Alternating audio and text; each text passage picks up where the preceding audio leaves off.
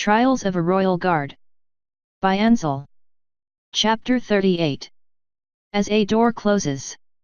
Major, the minister's voice called without warning, resonating through the all-too-thin wall that we shared. Coming, sir, I replied without raising my own voice. I trotted out of my office and into his. Minister Sombra was standing in front of his desk, levitating a scroll at eye level. A quill lazily danced its way towards the paper, which the minister used to sign it and then rolled it up. All this with a little unicorn magic. Then the scroll floated to me. Priority carrier to General Ironhoof. Get it on the fastest ship you can find.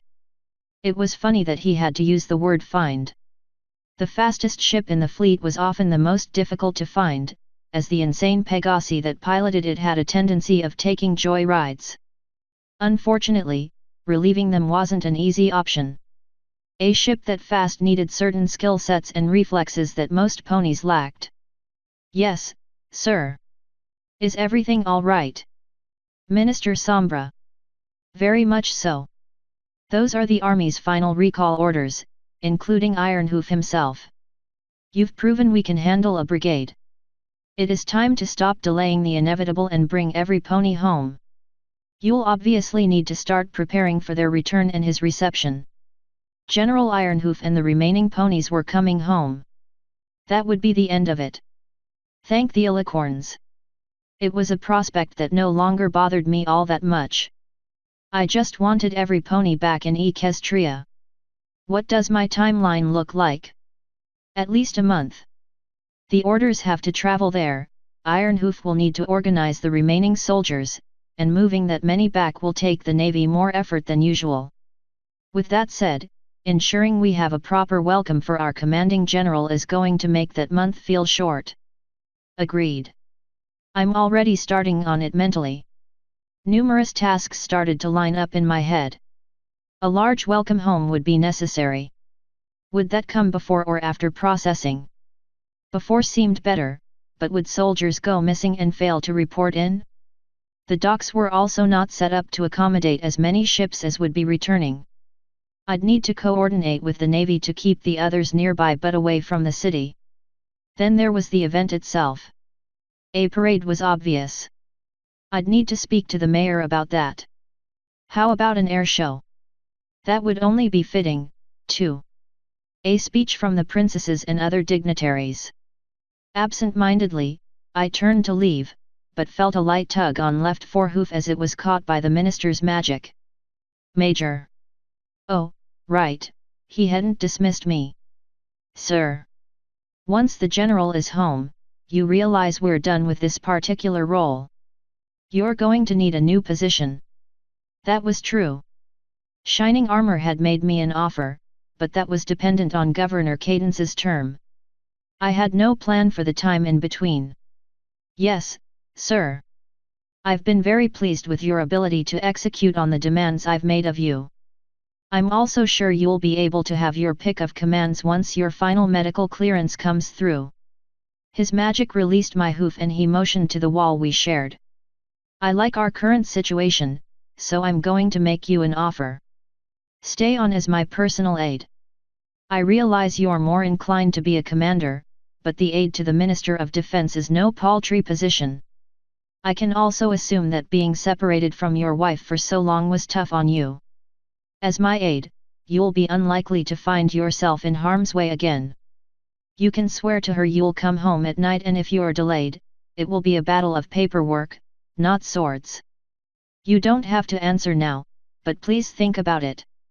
Yes, sir. Of course, sir. Thank you very, very much. I didn't know what else to say as I trotted out of his office. Now the minister's offer was pushing into my mental state and shoving some of the planning out. It swirled against Shining Armor's chief of staff. An aide was a good offer. I'd be busy but safe. Not that I wouldn't be safe with Shining Armor, but a minister's aide was almost never reclassified into infantry.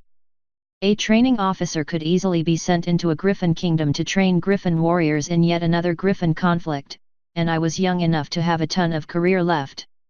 My hooves kept moving as I thought over the implications of being the minister's aide. Would that help Crystal's status and thus yield more positive benefits for returning veterans? It was a far more public role. On the other hoof, I loved working with shining armor. Being his chief of staff meant having ponies reporting to me. It was far less visible, though, but the mentoring would be far superior. It would also be like old times. The times Dr. Kitty says we can't recapture but only remember fondly. Doing so made me feel light on my hooves, almost as if they weren't touching the ground. Then there was another problem. What if I didn't want either of those roles? Neither of them were true command positions. What about a palace guard company? A city guard company? Wouldn't that be more in line with my experience? A desk warrior was never really what I'd planned for. Excuse me, sir, do you have a pass? The words ripped me from my thoughts. Hey! I stopped and looked around. I was standing inside the walls of the Wonderbolt campus. Had I been so deep in thought that I'd just autopiloted my way here? A pass, sir. A campus pass. It was a Navy pony guard challenging me. How had I gotten through the gate? Perhaps I'd just flown over, which I shouldn't have done due to my armor and the rules. It was muscle memory. This place had been in the back of my mind with the planning. No, sorry, I didn't stop for a pass. I'm Major Knight and I need to speak to the Wonderbolt commander. The guard's head tilted suspiciously but he looked me over and eventually nodded. Yes, sir. From the minister's office? That Major Knight? The same. He motioned with a hoof. I can't let you go alone, but I can escort you up, sir. Since you don't have a pass. That would be fine. We trotted through the campus together, heading towards the main administration building. The whole place had changed a lot while I was gone. The technical flying aspects were played down. All of the colorful banners had been replaced by posters espousing the dedication of those that volunteered to fight. The ponies here were different, too. There were far less applicants wandering around. The campus wasn't barren, but it wasn't filled with reserves, applicants, and young flyers like it used to be. It also seemed like the average age of a Wonderbolt was a lot younger. That, or I just felt old. When we reached the commander's office, the guard knocked, and then poked his head in after an acknowledgement. Sorry to interrupt, sir. Major Knight is here on official business. I thought it might be critical and brought him straight here. Send him in, came a familiar voice but I wasn't exactly sure where I'd heard it before. Once the guard had stepped out of the way and pushed the door open, I realized who was inside, Commander Soren. I hadn't even heard about his appointment or promotion. This is a bit unexpected but not surprising, I said as I trotted in. Soren shrugged. Some pony had to step in when Spitfire took command of the Iron Hoof. The first two ponies they asked said no, so the Wonderbolts got stuck with me. The Iron Hoof was another Knight-class battleship. All of the battleships were named after officers active in the war. Well, you're not Spitfire, but I think they chose well. Speaking of Iron Hoof, he's coming home and bringing all of the remaining ponies with him. I'm making arrangements. What will it take to get a Wonderbolt's flyover and show? Normally some paperwork, but in this case I'm just going to skip all that and ask when you need us. We'll pull out all the stops. How does all 4 teams sound? All 4 teams? I wasn't aware of any show with them all together. It sounds amazing. Can you pull it off in a month? Soren tapped a hoof on his desk. We do what we need to. It was hard enough not allowing every pony to volunteer. This is the least we can do. I'll put together the best show in a way. The door behind me burst open, slamming against my flank armor. I didn't flinch or even move. That was somewhat of a surprise to me. Doors were rarely deadly to armored ponies, but still, a few months ago I may have jumped and drew my sword. Oops, sorry, came a somewhat raspy voice from a rainbow-maned, blue mare that had burst through the door. Am I interrupting? She still had her flight goggles on and was in a Wonderbolt flight uniform. Yes. Soren groaned. Is this a real emergency or something else? It's a real emergency. Well, okay, maybe a minor emergency. Actually, it can probably wait. Sorry. Soren sighed and motioned a hoof. Silent Night, meet Lieutenant Rainbow Dash. I'm sure you know of her. The Rainbow Mane had given it mostly away. Those were pretty rare. You joined the Navy? I blurted. Oh, well, yeah. I wanted to be a Wonderbolt and the princesses didn't allow us to risk our lives in the war, so I had to do my part for my ponies. You know, keep their spirits up. Hey, you're that stallion that rode a dragon, right? My jaw went slack. Yes, but that is classified. Rainbow Dash snorted. Yes, please, let's classify something that thousands of ponies saw first. Hoof. Anyway, that is some pretty cool stuff.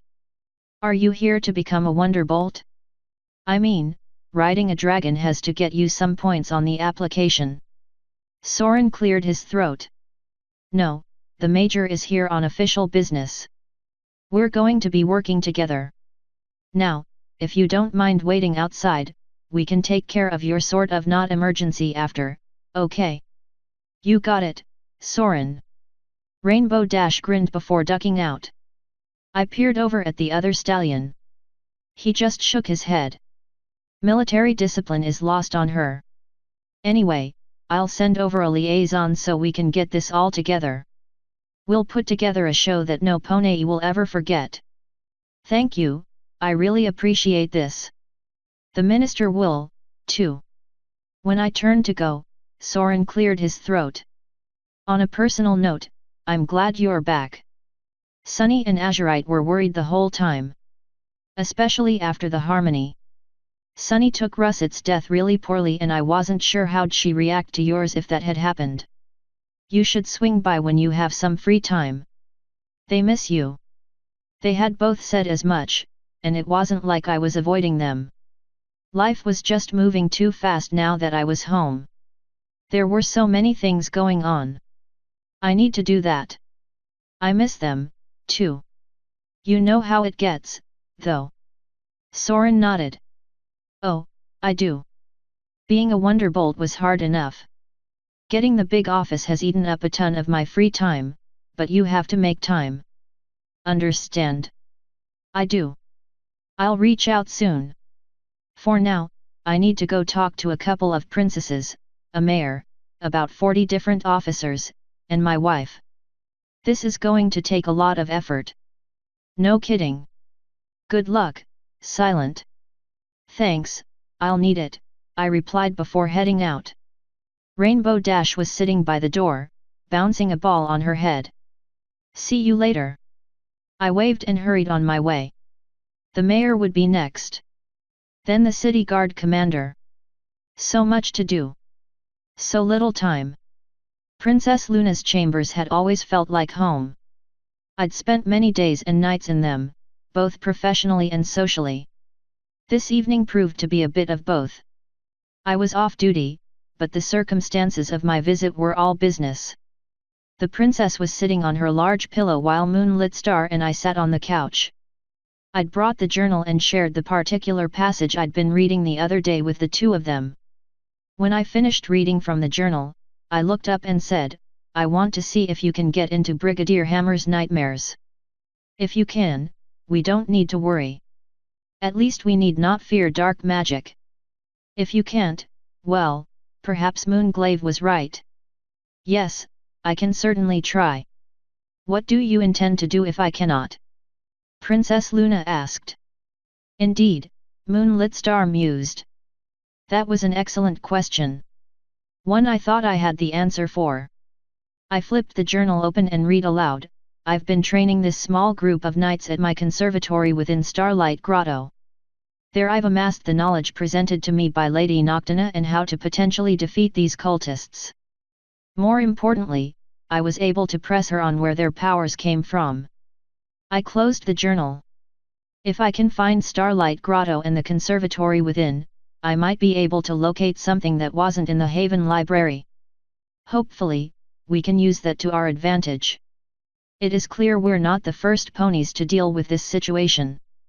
Moonlit Star and Princess Luna briefly exchanged glances before turning to me. You've already been to Starlight Grotto, Princess Luna said. I have. She nodded. That is where you found Tranquil Dusk's diary. You need merely return and locate the conservatory. Unfortunately, I am not familiar with it. Matron. The matron shook her head. I'm afraid not. Starlight Grotto, much like any city but Haven and this one, is unknown to me. I only ventured here so that I can be by your side. She pressed on. I do know from the books I've read within the library that High Marshal Moonglaive had many secrets. To be fair, so did Lady Noctina. Both are quite vague in much of their writing. At least until you find some of the more personal works. They had great respect for each other, but the trust between them was not unconditional. As far as I can tell, anyway. And, as you know, Noctina deliberately left her knowledge for you, Princess. Perhaps the High Marshal left some to be found by his successor. If I'd learned anything, it was that the Nox ponies were not as trusting as other ponies. All of these secrets were getting burdensome. I couldn't even conceive not trusting Princess Luna, even if she had threatened to disappear me. This was especially true since there was a real danger. It was clear that I had to find the conservatory. Then I suppose it is time for me to go back to Starlight Grotto. I'd rather not wait to see if you can help Brigadier Hammer. That would just delay our resolution. Plus, the sooner I get there, the sooner I can return. Minister Sombra will notice my absence. My staff is good, but I need to be at the helm. Princess Luna softly chuckled. For a pony that is not on duty, you certainly have a lot of duties. I shrugged. You know me. I'll get my armor and head out. I remember the way. As I moved to stand, Princess Luna's horn lit and I felt the gentle push of her magic urging me back onto the couch. No. Moonlit Star and I said in unison. Correct, no. We are not sending Silent Night off on secret missions.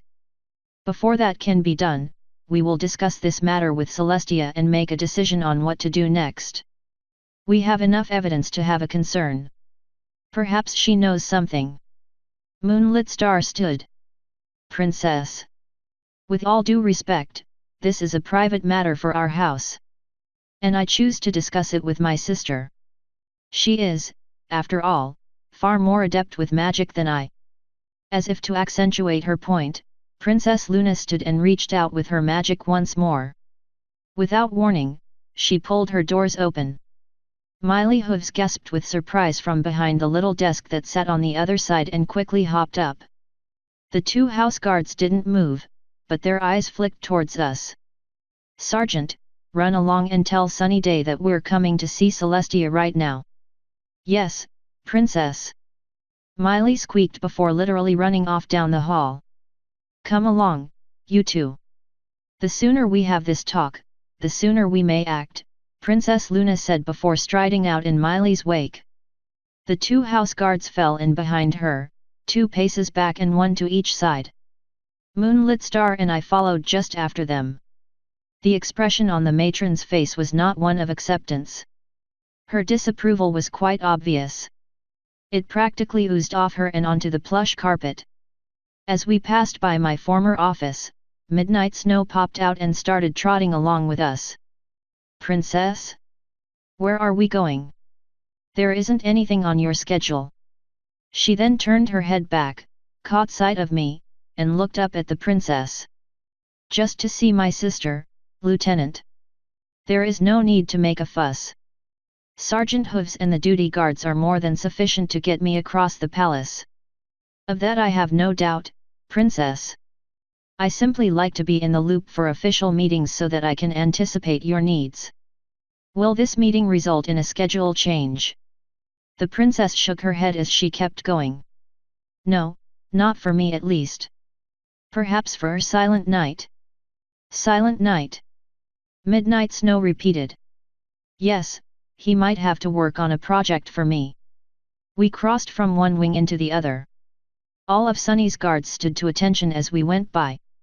Princess, I'm certain I can handle any project you need completed, Midnight said. I'm also certain the Major is busy with the minister's work. I felt a sympathy pang in my heart. She was worried about being replaced. No, Lieutenant, not in this case. I'm afraid this project will likely require a bit of Nox pony blood. Silent Night is fairly suited to this sort of task. I see, was all the lieutenant said before falling into step behind the princess. As we neared Princess Celestia's chambers, Sunny Day was waiting outside in her perfectly polished armor. Miley was next to her, huffing and puffing a bit. Greetings, Princess Luna. Princess Celestia was just winding down for the day, but we've pulled her away from her book. If you'll follow me, please, Sunny said before lighting her horn and opening the door. How long was Sunny going to pretend to be me? It was starting to get unnerving. Princess Luna nodded. Thank you, she said and trotted through the door. With no other instructions, the rest of us followed her. Including Miley, Sunny, our 2 house guards, and the 2 house guards that had been outside Princess Celestia's door. As we all came through, Princess Celestia was just coming out of her bedroom, wrapped in a robe. When she saw us all, her eyes grew wide with alarm. Is something wrong? What? Why would you assume? Princess Luna stopped and turned to see all of the eyes looking at her. Ah, I can see how you would think that. Any pony that isn't an officer or moonlit star may wait outside, please. Miley huffed, but followed her and Sunny's guards out. Once the doors were closed, Princess Luna settled onto a large sitting pillow and patted the one across from her. She waited until her sister sat before starting. I believe we're facing a problem of magical nature, and before I send Silent Night off to deal with it, I have come to discuss it with you. As promised. Sunny, looking rather suspiciously our way, trotted over to stand by Princess Celestia's side. She was the image of professionalism, other than the fact her eyes kept falling on me. Oh, I see. What is the problem? It isn't with the Griffins, is it? That treaty should be honored. No, I doubt they're involved, Princess Luna said before explaining everything to her sister.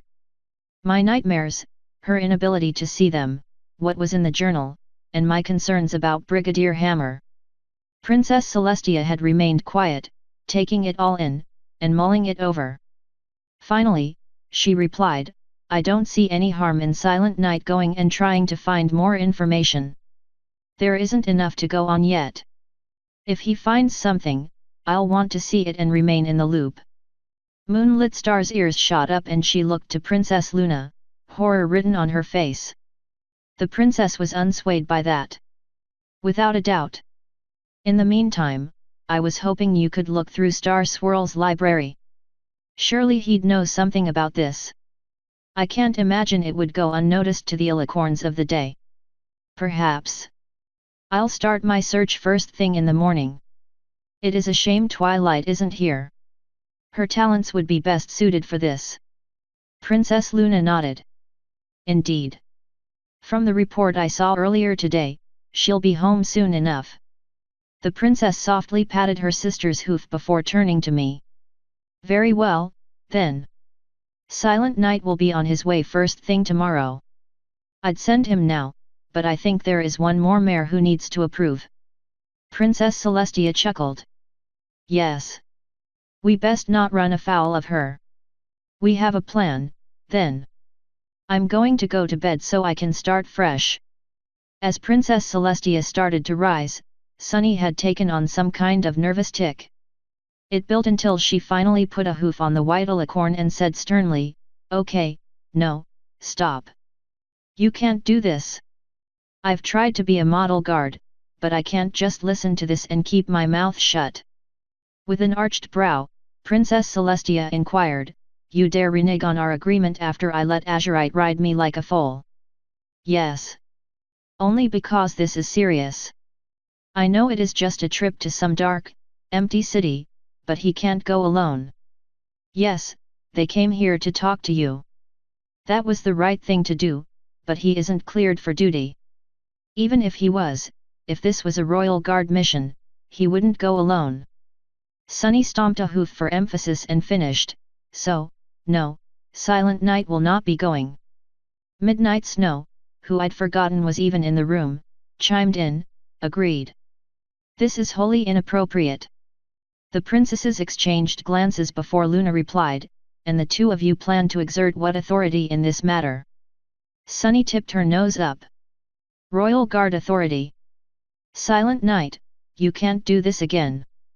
She then turned towards the princesses. This is exactly how he got into trouble before. He's not your house guard commander, he doesn't work for either princess, and the minister hasn't signed off on this. Midnight Snow nodded once again. The captain is correct. You should request that the minister execute this mission. He'll assign the appropriate resources. Princess Luna snorted.